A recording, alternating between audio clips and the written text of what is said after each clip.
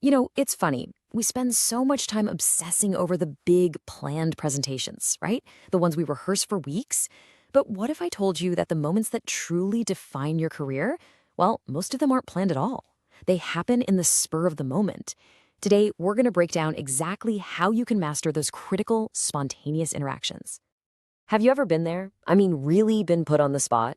Maybe your boss turns to you in a meeting for unexpected feedback, or a client cold calls you with a really tough question. And that feeling, that jolt of panic, yeah, that's universal. It's in those exact moments that being able to think fast and talk smart becomes a real superpower. And this, right here, gets to the heart of the challenge. When we prepare a speech, we have control, we have rehearsal, everything is predictable. But spontaneous speaking, that's a whole different ballgame. It's all about pressure, immediacy, and the completely unexpected. The skills you need are fundamentally different, and that's exactly what we're here to tackle. Okay, so here's our game plan for today. We're going to start by really digging into this on-the-spot challenge. Then, we'll build our solution on two essential pillars. First, mastering your internal mindset, and second, using some really powerful messaging frameworks. And then, we'll wrap it all up by mapping out a clear path for you to turn all these ideas into real skills. All right, let's jump right into our first big key to success, your mindset. Because honestly, before a single word ever comes out of your mouth, the most important conversation is the one that's already happening inside your own head.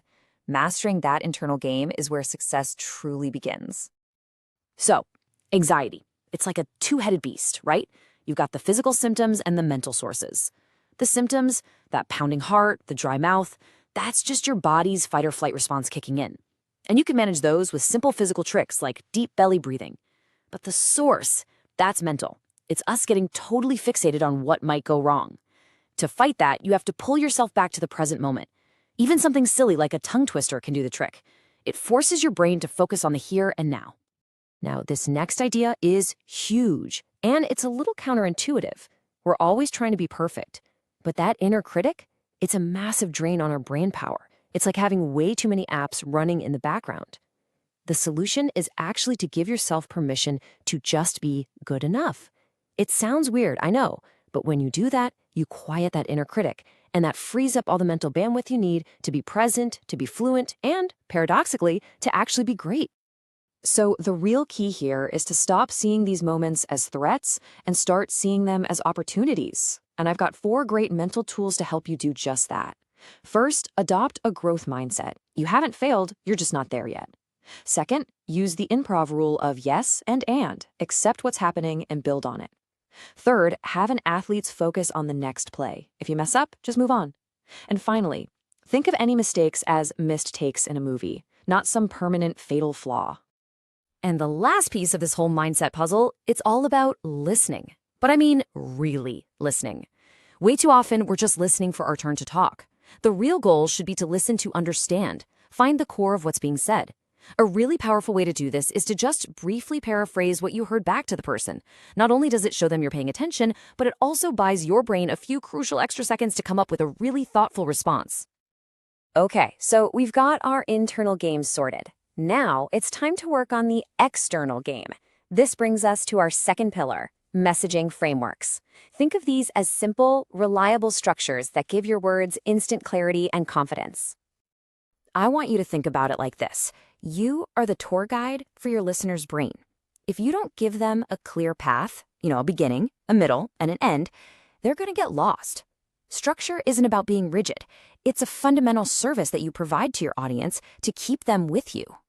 And this is the Swiss Army knife for spontaneous speaking, the what, so what, now what framework.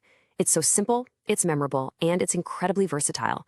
You just start with the what. That's your main idea. Then you move to the so what, why it actually matters to the person you're talking to. And you finish strong with the now what, the clear path forward. Let's see how this actually works in the real world. Take giving feedback, something we all have to do. The what is what you observed. The so what is how you connect it to a team goal or why it's important, making it relevant. And the now what makes it constructive by suggesting a concrete next step.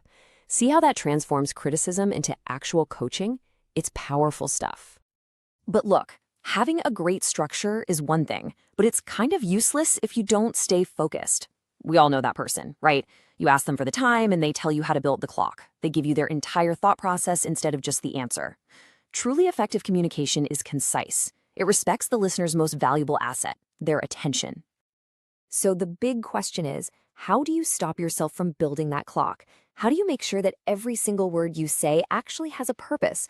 Well, it all starts by setting a really clear goal before you even begin to speak. Every message, every single time, should have a 3-part goal. First, information. What do they absolutely need to know? Second, emotion. How do you want them to feel after hearing it? And third, action. What specifically do you want them to do? This little trio right here is your guide. It'll keep you focused and on track every time. All right, so we've covered the internal stuff, the mindset, and the external stuff, the frameworks. But here's the thing. Knowing all this isn't the same as doing it. So let's talk about how to turn this theory into practice and really get on the path to mastery. Real mastery here is built on a simple 3-part cycle. Think of it as your training regimen. First, repetition. Practice these frameworks in low-stakes situations, like talking to a friend. Next, reflection. After a conversation, just take 30 seconds to think about what went well. And finally, feedback. Actively ask a colleague you trust for their observations. This is the engine that drives real competence. So at the end of the day, this isn't about being perfect. No one is. It's about being present, being structured, and being intentional. This is a skill, and like any skill, it's something you can learn. So the only question that's left is this. What conversation, what meeting, what unexpected moment will be your first chance to put this all into practice? What opportunity will you seize?